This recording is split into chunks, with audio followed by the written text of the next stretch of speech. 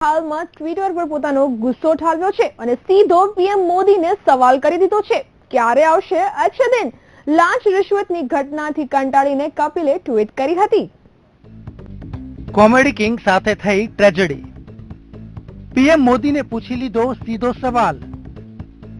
દેશના સૌથી ધનવાન કોર્પોરેશને માંગી લાંચ. માયાનગરીમાં ઓફિસ વર્સિસ લાંચની માયા.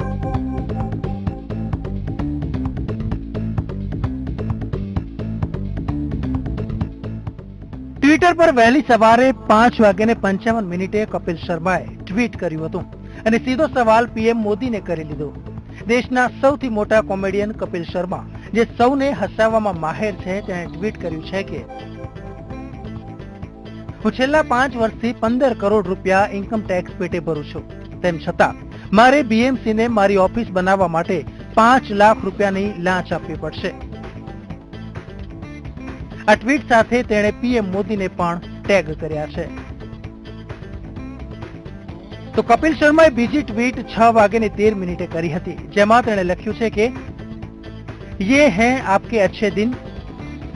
બીજી ટ્વીટમાં પણ તેણે પીએમ મોદીને ટેગ કર્યા હતા. કપિલની આ ટ્વીટ બાદ તે ટ્વિટર પર વાયરલ થઈ હતી અને તેમાં હજારો લોકોએ રીટ્વીટ કરી છે. તો આ તરફ ફાઇનલી મહારાષ્ટ્રના સીએમ દેવેન્દ્ર ફડણવીસે ટ્વીટ કરી છે કે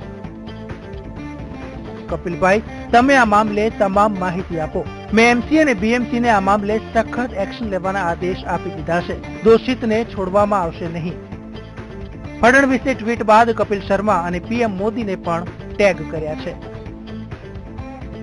તો બીજી તરફ સોશિયલ મીડિયા પર કપિલ શર્માને કેટલાક સપોર્ટ પણ મળી રહ્યા છે, તો કેટલાક તેનો વિરોધ કરી રહ્યા છે.